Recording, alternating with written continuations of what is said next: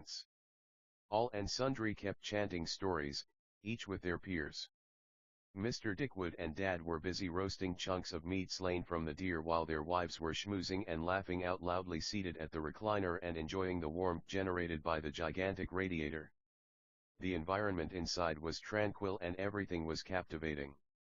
Belle and Thelma were too playful, moving from one corner to the other with their big teddy bears. I had not set a glance at Aspen ever since she left in the afternoon, but I was not quite worried for she always found something to keep herself busy. Miranda seemed tired. She was mute and seemed all wrapped by the amusing African wild showing on the mega screen until she was hit by a reflection and a deep thunderous voice Rod, "Hello darling. I see you are having a great time." It was her papa, the man with bloodshot eyes and a shiny clean-shaved bald head. "Mr. Dickwood." She was all smiles, even though she seemed weary. Her face shone as she responded, "Hey Dad. I missed you." And just before he could utter a word, she supplemented, "This is Miles, and he is super cool." I held my head high, maintaining eye contact with the man with a light complexion. "Hello. I'm Miles Peterson," I introduced myself, ignoring whatever she had said. "Come on, let's have a manly talk over there," he commanded, leading the way. I was stuck between being afraid and taking it lightly. He was way too firm than I thought and his moves were utterly unpredictable. "Have you ever been to jail?" Rose. His first inquiry left me smelling like a rat that he knew some things about me which was of high confidentiality to me. I was jumbled and one could easily tell from my now panicky face. I inhaled and mumbled as I exhaled, "No." He wore no smiles nor signs of mercy. I pulled myself together and gained my composure. "How would you describe it?" he sustained his interrogation. "It is time to turn the tables," I thought to myself before boldly and smiling responding that jail is more than just a word. It is a sentence. This caught him by surprise. It took him barely a minute to nourish my statement. He stretched his hand saying, "I now see why my girl states you are super cool." I shook his hand firmly, equally matching his grip, and with eyes locked to his, I nodded in agreement. The clock was ticking away. It was about a minute to 7 o'clock when Lorna's lights shone again, and her voice projected. "Hello. Kindly assemble at the entrance." Belle could not even wait a second to give her feedback, "Okay." Lorna Dickwood was still grasping my hand. "He promised we would have more time to share as he let me go. And before you go," projected his commanding tone once more, "if you dare lay a finger on either of my princesses, you'll face it rough," he threatened. I nodded, wearing a serious face. However, I felt filled with both sarcasm and pity. If only he knew. Everyone had assembled, and Lorna gave directions that dinner was ready and that we should enjoy the rest of the night. "As you proceed to the consuming room, we have another delicacy over there." "Feel welcome to join us," said Mr. Peterson. "Where have you been?" exclaimed Miranda on seeing Aspen. "With those two old men over there," she answered, pointing to where my dad and Dickwood were.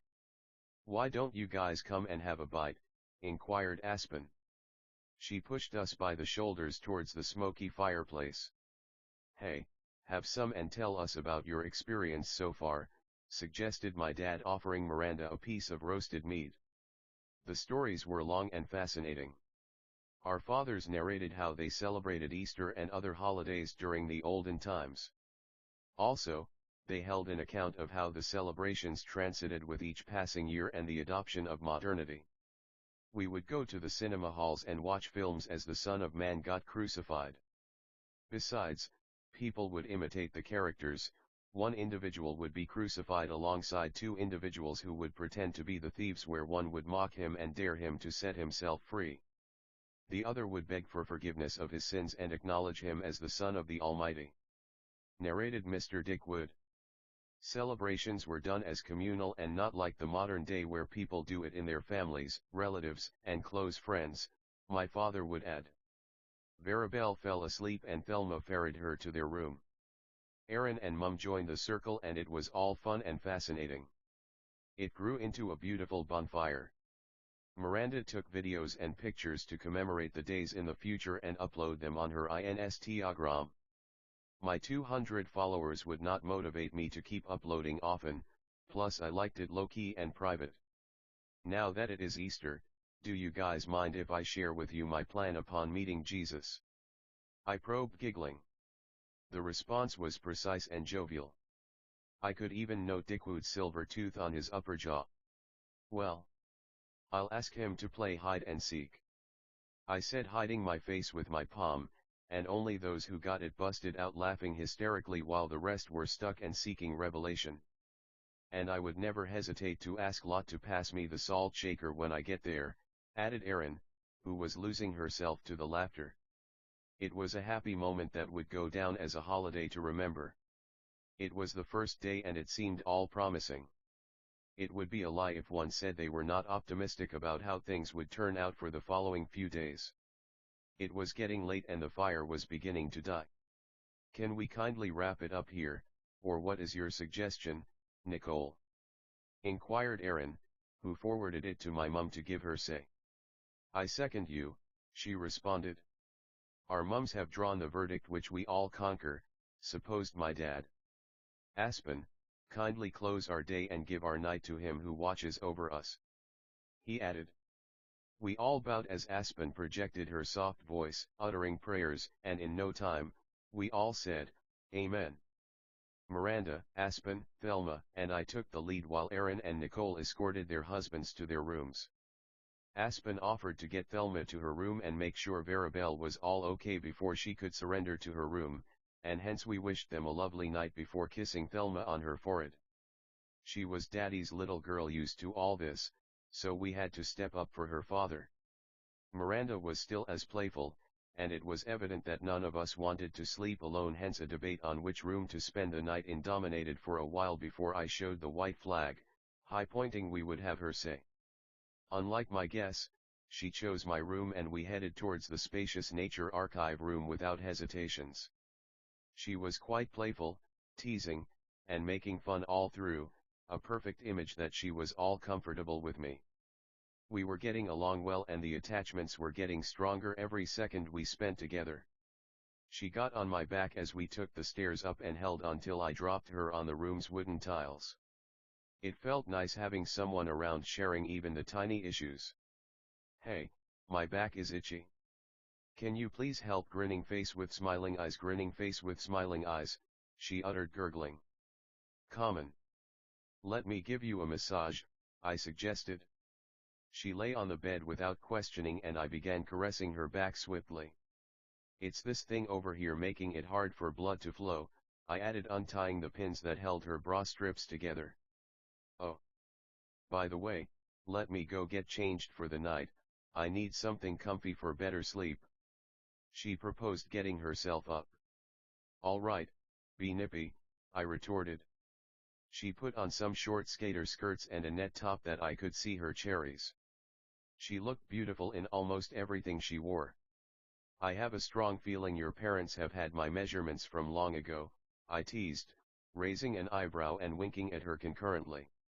Why? She inquired. Because you look so tailor-made for me, I cajoled, making her too shy. She hid her face with the pillow, and before I could nourish what she was up to, she hit me with it, which soon became a pillow fight. It lasted for a while before I gave in and pretended to be sleepy.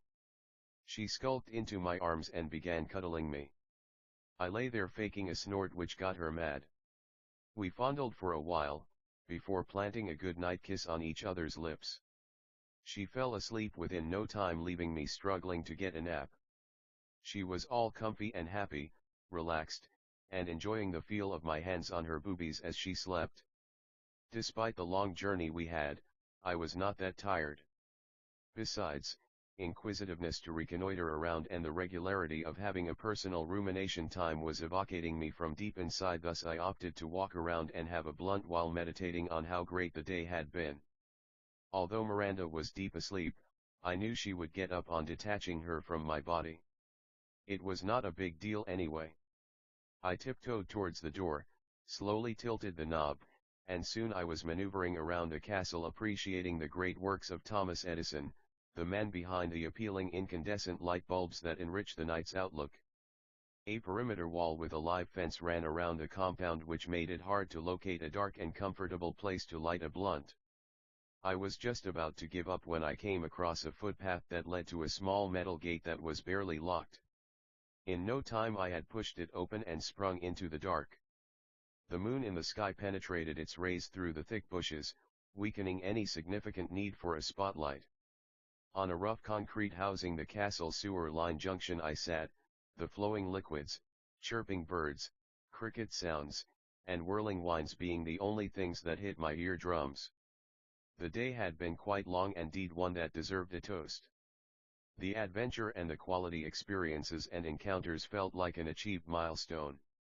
For sure it was a perfect way of throwing Lizzie and all her memories into the past. I felt happy, relaxed, and all comfortable. I flipped the lighter severally, not really sure why, and then lit the herb. Puff after puff. DJ Subconscious would play all my favorite thoughts, memories, and fantasies, bringing back the old and humorous moments and the weird experiences too. He always understands the mood and thus adjusts his playlist accordingly. Lost in my world, happy, relaxed, and getting high. Occasionally he would blend a heated debate among the various brain cells on who between Miranda and Aspen was the real gem. Besides, flashbacks of the nasty moments that prevailed throughout the afternoon were all in his list of plays. What a naughty holiday it already was, despite being the first day of the Easter holidays. The best thing so far is that Christ was not the only one getting nailed. The joint burned slowly, leaving its scent all over my nasal cavity, thanks to the margarine application trick my supplier had just adopted. It all felt good, like for sure, one does not necessarily need to be in paradise to feel like they are in heaven. The monologue heightened, amalgamated with numerous virtual characters who chatted and spat all kinds of jokes. Why is the nose located at the middle of the face? One would echo, and the rest inquiring in unison out of curiosity, why? The interrogator would answer, because it's the scent er. It was all sassy and bubbly until I developed some strange feeling that something had invaded my space and it was no longer as safe. However, the internal dilemma between reality and the fictional world brought about a squabble over whether it was real or just mere hallucinations. With every passing second the feeling grew stronger, and for sure, never underestimate your instincts for they are mostly, if not always right. Two gentlemen stood at about a meter away, silent, and it seemed they had been there for a while. My heart skipped a bit. I took a deep inhale of the almost fully burnt blunt and wheezed the smoke in their direction. Have it? I said, choking from the smolder and coughing hysterically. They hesitated, looked at each other, and then almost collided, their hands trying to reach for it. The two parked themselves on logs as the joint went round and round till it was all singed. No one said a single word for almost half an hour until one broke the silence with a burst of hilarious laughter that signified how high he was. Dude, did you know both Hitler and Napoleon had only one testicle? The lad added, sinking deep in his glee. We chuckled and the silence dominated once more. It sounded ironical when the dude inquired if I had some more, yet he was evidently on another planet. However, without an altar I handed him a roll and a lighter, and the chain was on. Birds were chirping, the winds got stronger, and the skies got darker, threatening to cry rain, thus forcing us to seek shelter. All along I was digesting on who the fuck those people were. I later realized they were in guard uniform, and heading towards the castle affirmed my guess. The talkative guy kept schmoozing on various subjects that momentarily grew into subplots for the three of us. Based on how he aligned his conversations and his superb diction, I could tell he possessed a wide range of knowledge and amazing fun facts. He threw random challenges and dares with a reasonable token for whoever would get them right. Besides, he had a good sense of humor that I found comical.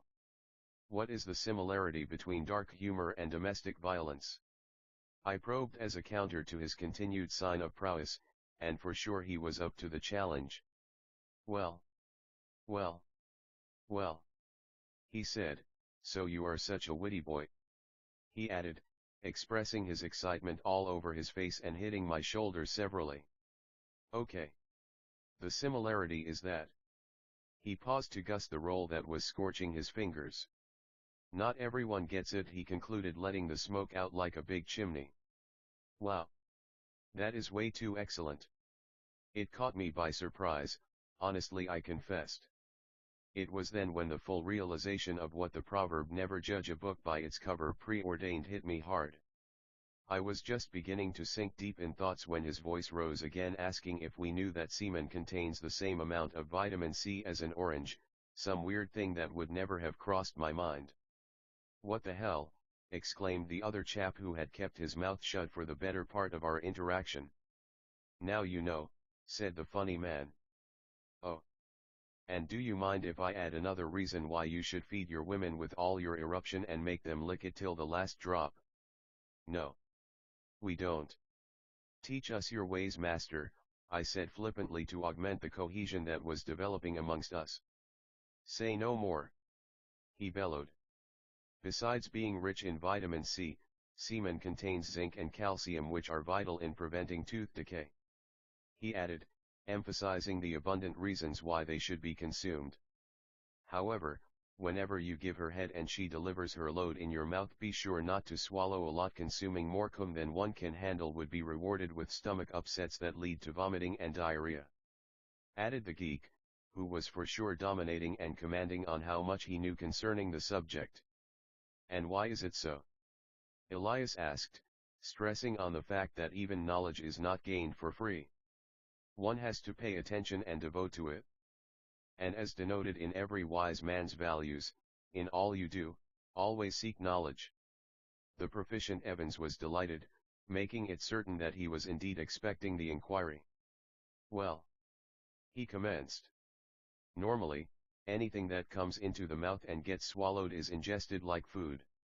Her cum contains components of urea, creatinine, and uric acid, he explained.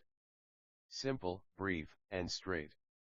We all went dumb as we sauntered through the turret's back entrance and into an isolated room upstairs. It was more like a security chamber, as it offered a vast view of the fortress and was fitted with big screens fed by the various security cameras all over the compound. It was then that I came to light that they had seen me walk around and move out through the small metallic gate and chose to come after me. The room was rather untidy, as playing cards, tobacco packets, and filters, and rags lay on the floor. Moreover, bottles of hot liquor were piled in one of the windows, some broken and dusty.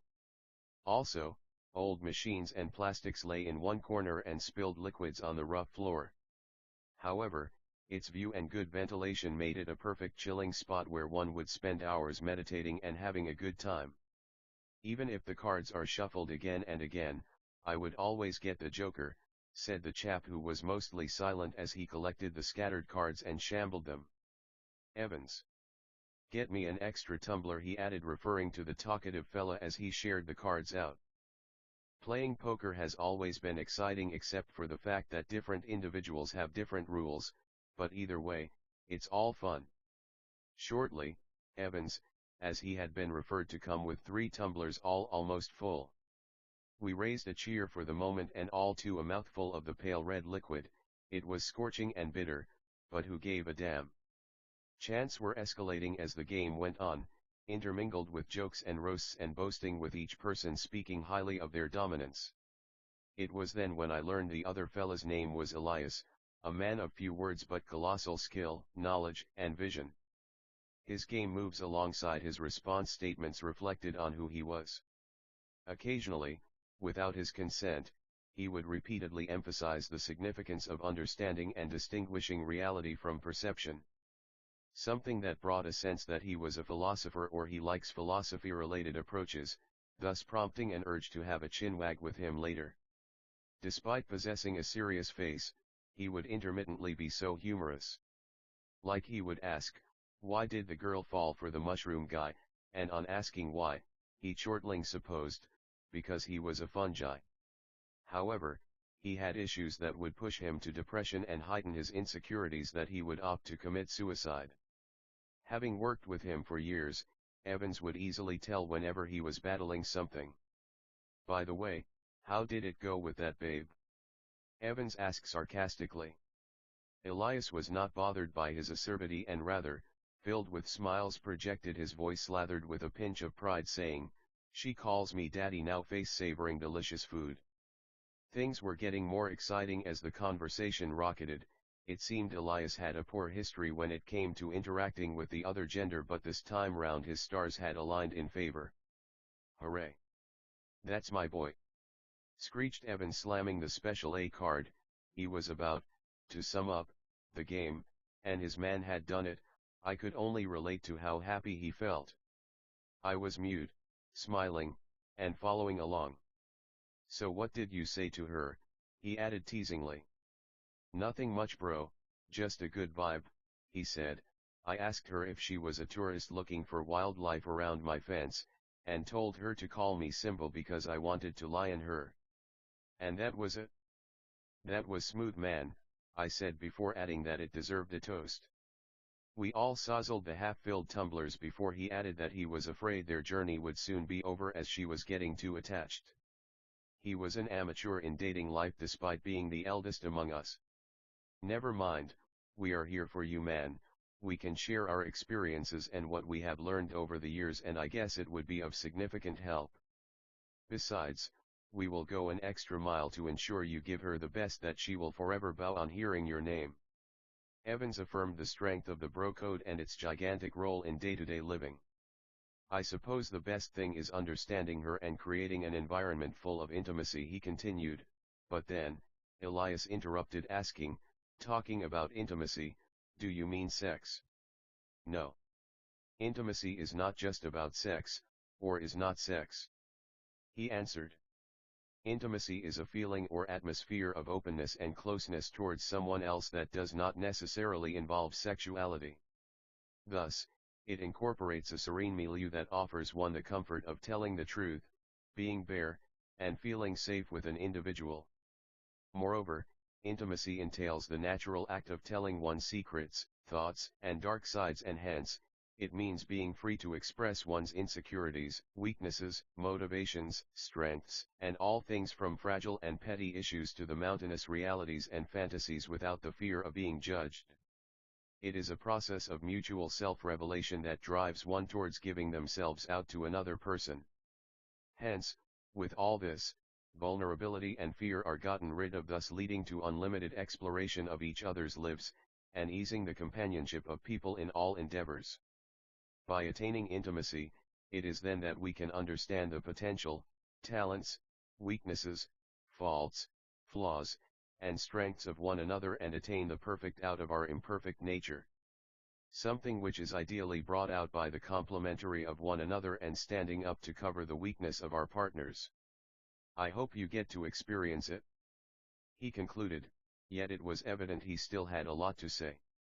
It was a genius move, taking a pose and giving the young couples time to grow. The advice was enough foundation, and the ball was now on Elias's court. Deep down both Evans and I wanted to meet May so much, and hence all we had to do was ignite the fire in Elias to bring her around soon. I wished I could share my experience, or perhaps ask for guidance on how to handle Miranda and Aspen. My instincts had it otherwise. All they suggested was to hold on for a moment, as Evans would make comments that I could relate to and make an informed decision. And for sure, the instincts were right. However, you are the prize. Focus on yourself and the goals that you have set as an individual and maintain a firm stand. Let your no be a no. Besides, like the king you are, don't bow to an extent that your crown falls, guard your frame. The other gender is obligated to abide by our lead and commands, and hence highlighting why the bridegroom is termed as the head of the family. Also, be precise and brave and always spit word after word and sentence after sentence. The rules of masculinity demand an uncompromised nature, and hence, as a man you must not be solicited," supplemented Evans, who now sounded more like a motivational speaker. We kept nodding in agreement as all he articulated was all coated with astuteness and acumen. He conveyed everything like a superb geek. His voice, emotions, and facial expressions amalgamated perfectly with his arguments, pointing out how deep they were installed in his system. I have talked a lot today, I can't even tell why. But it hurts me whenever a brother is being soy and openly showcasing his vulnerability and weaknesses to the other gender. He supposed before adding that we must always wear a smile despite the situation we face. His emphasis on good communication, respect, self-focus, brevity, and guarding of personal space was too firm to forget. The game had died long ago as all attention shifted to his sayings. Occasionally he would stop to sip his liquor and so did we, but not in unison. It felt like Monday morning, yet it was nearly midnight. Talents come in many ways, I would whisper to myself upon witnessing how much a random security guy was capable of. The question of why he chose to be a guard and not a university lecturer still amused me. And before I forget, gentlemen, semen retention is of critical importance. Do not go around emptying your balls randomly. Hold on to what is good for you. Protect your frame. His voice projected again. We've heard you, master, retorted Elias while noting down the point. Both Evans and I had noticed he had been writing all along. It was remarkable that he took it all with equal intensity. Hope you will put all that into practice, not just on paper, I purported, setting a glance at Elias. Yeah. Sure. He calmly responded, affirming his plan to undertake all the teachings. By the way, what is her name? Questioned Evans, who was patently curious. Her name is May. He answered as fleetingly as always. Incidentally, she is such a charm whose sense of comicality flawlessly matches yours. Humble and down-to-earth and full of charisma and character. Oh. And her biggest turn-off is a guy who picks up always whenever she calls. He said, shocking us a bit for saying way too much beyond expectations. And why is that? We both inquired, as it was both diverting and outrageous. She wants to be left wondering what one is up to, replied Elias, giggling. It seemed they had found each other and shared a lot in common. Although, Lizzie and I started on equal, or maybe higher notes, which felt like we had found paradise. I remember how she got mad asking where I had been for that long and why we had not met earlier. Nonetheless, it ended in tears, creating a doomsday long before Judgment Day. I wish you all the best, guys, and hope we will get to meet May soon, I supposed. I ought to look around and have a break. It has been a long session, purported Elias as he got away from his spot and threw the cards he had in his palm to the floor where the rest were. I placed mine too and stood ready to get back to my room. Just then, the ever-talkative Evans elevated his voice again, saying, "Don't forget to invest in yourselves, champs, always do things for you, and choose you." We were just about to get going when he added, teasingly targeting Elias's girlfriend, "Can Jan and Feb match?" I got him right, and without hesitation, I replied, "No. But April, May." And we all busted into laughter as everyone went their way. The lessons were more than breathtaking and the guys were all amazing, the vibe, honesty, and the weight of every point they spat, especially Evans, was hammering all corners of the brain.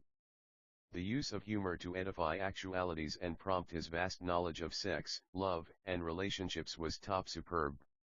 I had learned a lot and I was undeniably looking forward to more of the same, and would not mind bringing along the ladies to drink from the fountain by themselves. It was about 1:30 a.m. when we called it quits from the security tower. After making 2 friends, and learning volumes, I strode downstairs and ambled along the walls of the gigantic building. The skies were now darker and no traces of the moon, nor stars would be made due to the extensive cloud and mist cover. Conversely, the illumination of the fluorescent bulbs provided enough lighting, and in no time I was taking the staircases to my room. I tiptoed and clinched the door open carefully not to disturb the long asleep Miranda. Her short skater skirts had flipped up, exposing her pants which partially covered her fatty ass. She looked like a big curvy teddy bear as she lay on that bed, her face wearing a big smile, and with numerous irregular lines that I suppose rose from laying on her net top. I was more than tempted to smack her ass and remind her of how beautiful she was, and then bury my length which was now growing with every glance I took of her in her cunt. But, my bladder was forcing me to have a release, thus sending me to the far corner where the lavatories were. No sooner had I finished my business than I noticed Aspen's lights were still on. The blue illumination and the reflection of the bluish glasses made it heavenly. I squinted through the glass, and past her poorly made curtains I could see her seated upright in her bed. It was not clear what she was up to and my keenness would not allow me to hold any longer. Knock. Knock. I said, hitting on her door frame gently. Who's there? She retorted. Amos, I answered. Who's Amos? She probed with a wobbly voice. I could hear her footsteps approaching, and from her tone, I could tell she was petrified. It was the first day in the middle of nowhere and someone comes knocking at that time of the night, it ought to be terrifying. A mosquito, I rejoined shortly, and it was then she countered with a firm and a high melodious voice while bashing from inside, knock. Knock. Who's there? I asked without hesitation, and her response was quick too, Anna. I was delighted at how well she incorporated it all within seconds and reciprocated the energy. Another mosquito, she answered, opening the door, and we both busted out in laughter. It was epical and the mood filled the room, joyous souls sprouted to generate a happy environment. You scared the hell out of me, she alleged, rolling her eyes and pretending to be mad at me. I was wondering who the hell is Amos and what he wanted at this time of the night. She added. I'm sorry you chose to get scared, I said, articulating the Virgo I am. I was on my business until I realized you were still on, and I saw it astute to check on you, and perhaps keep you company if you are afraid on your own. I added. I found it difficult falling asleep by myself and opted to go through a novel I found in my closet. I can admit I'm not that much of a novel person, but this one got my attention as it depicts almost a similar encounter as mine, or ours all along. From the setting to its theme and all, I just find it amusing. I thought it would help me go to sleep easier, but instead, it caught all my nerves, and here I am, still opening page after page. She narrated before I interjected, asking what its title was and what it was all about. It is titled, The Naughty Holidays. She responded and took a breath as if to nourish what she had just said. Are you okay? I queried. Oh. Sorry. Yes. MMN. She susurrated. Hey, calm down, I whispered, holding her closer and caressing her back. I'm all good now, she said. It is about an experience on Easter holidays at some sacred place where two families united on a vacation, but the thing that caught my attention is how similar the descriptions and narrations match our deeds. Besides, the description and teachings about intimacy and how big it plays towards the realization of sustainable relationships caught my eye. I guess it has a lot to express, thus I will keep digging, I might get some gold. She explained, trying hard to keep her composure. Does our early encounter has to do with your loss of equanimity a few seconds ago? I asked, trying to evaluate the courses of her discomfort, plus I could feel her pulse rate hastening. No. I'm all good, she insisted. I knew ladies would always be ladies and would never admit some things. It made me happier seeing her struggle to keep calm. I discerned it all, from the root to the elucidation. I placed my palm on her hardly covered thigh, and she almost lost it all that she could not hold her lips from letting out a sigh. Common. Let me see the book, I said, hauling her closer. Aspen smelt nice and her dazzling teeth were still as white even in the bluish glow. Occasionally, our eyes would meet, although she was determined to keep off any eye contact as she kept on blushing whenever we did. I still felt high and a little drunk, but I was cautious and all alert. The cover picture is quite mischievous. It must be captivating to read at this time of the night when it's all you, I remarked, staring at the image that depicted a lass lying on a lad, both in their birthday suits. "Look at your doppelganger," I joked, pointing at the slim woman in a white barbecue and see-through shorts on the book's cover page. "Let me see," responded Aspen, pulling the book towards her. "You are so silly," she jested, pretending to hit me with the text. She was pretty playful, and momentarily we were rolling all over the bed, teasing and frolicking with each other. I lay on her, ticking, and making random sounds, pretending to be a beast that was about to feast on her. She chortled and snickered all through. I licked and kissed all over her, and placed shallow bites on her tummy, up to her neck, and earlobe. She let out a sharp groan which intensified as I smooched and seized her breast. She pulled my hair and tautened her limb as I osculated her belly, thighs, and deep into her coochie, which was already swamped. My tongue was all teasing and prickling over her clit, and she was damn helpless. She looked needy and wanting. The mounting pleasure sent her to cloud nine. Her legs enfolded me deep in her valley as the desire heightened. They grew shaky and I pushed myself up before I could kick the bucket out of suffocation. She had successfully fed me the oath of her office, and it was time to get down to work and deliver. "Have you by any chance changed your name to Bolt?" I whispered in her ear seductively, escalating the moans and intensifying her need to get piped. "Why, Daddy?" she asked, struggling and choking from her moans. "'Cause I will be nutting in you soon," I replied, dipping a finger in her bottoms. "Taste this. Feel how scrumptious you fucking are. I need you to stand behind your products, bitch," I commanded, making her slurp my middle finger, which was slathered with her juices. She could hold no further. She got up, ripped her coverings, loosened my belt, and in no time my slacks were flying far away. She clasped my length and patted my balls a bit before planting it all in her mouth, sucking avidly. "You are such a turn-on," she said, reaching for her closet. From the sound produced by her touch, I knew exactly what she was up to, although I couldn't tell where she got them from. Aspen tore the package and took out the condom. Bequeathed the missile hard cock a bit more sucking and licking, even though it wasn't really necessary. It was well known to her that it had stayed hard the entire time we had been nattering and scheming over the novel she had. She sucked and licked hungrily, thrusting back and forth with her soft hands while lubricating it with her saliva. She then sat the rubber on my dick like a beret and carefully rolled it down my shaft repeatedly with her exquisite hands. I rolled between her legs, rubbing, and swatting her pussy with my turgid dick, eyes locked on each other, and the moods toning the juncture. "Fuck me, Miles. Screw my brains out. I want all of you," she murmured under her breath. The admittance and the helpless desire written on her face drove me nuts. It was all I needed to hear. Desperate and needy, with a cunt full of lubricants, yearning for the stick. I would for sure remember all of it. How beautiful she looked laying there smiling at me, groomed on her birthday suit, rock-hard nipples, and her pink pussy lathered in desire. Besides being sopping wet in and out, Aspen's pussy was so tight, forcing me to use my hands to stuff myself inside her, squeezing my shaft low and hard. "Don't be gentle, I like the pain," she begged. I could feel her heartbeats all over my manhood, which got me so impatient. Vehemently I drove it home until my pelvis rested against hers.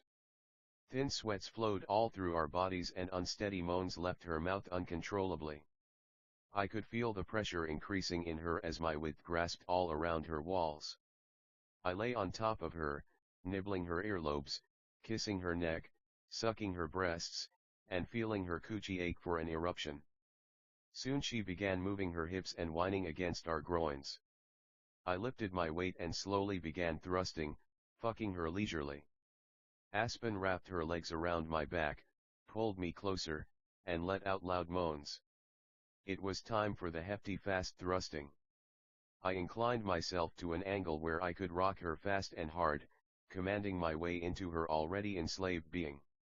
"Take it all. Pound me. Break it all. Punish me. Screw it all," she moaned. It slid out under pressure, and even before I could get it in, she spat all over. sending her warm cum all over her thighs and to the sheets. The relief on her face was evident. It felt pleasing seeing her suffer from the pleasure and the whole sensation of being wholly aroused. I felt happy and full of pride. The goal is always to conquer her feminism and dominate her world, and this had exceeded expectations. The sheets were wet from her juices, and she lay there helplessly. It was time to kill the show and mark the territories permanently, leave a legacy, and stress my prowess. I rolled her and sat her on my lap, hauled her nearer, and slid it in. That moan on the first entry, smiling face with sunglasses. From that position, her pelvis settled on mine and all my length was buried deep in her. Besides, the muscles contracted and tightened the grip, thus every up and down thrust felt heavenly. She moved her waist riding and chalking, milking me out, and soon it was time to deliver. I held her tight and forced myself deeper, and gave a hefty release. Her legs got wobbly and the look on her face exhibited how much the pleasure was. I was not yet done dealing with her shit and thus the time to let her climax again was not yet ripe. I pushed her so that she lay on her back, shoved her slowly, and pulled out. I swathed the cum-filled condom, placed it under the bed, and sponged my cork dry as she revitalized her energy on that short break.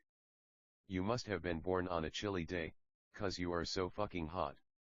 I slurred, kissing and bussing her neckline and prickling her earlobe. She was still warm, soaking wet, and wanting. Let's meet and meet, she whispered as she gradually opened her limbs, exposing her kitty to the hard rod. The sensation of her inner bottoms without rubber felt ways too pleasing, and no words would describe the mawkishness.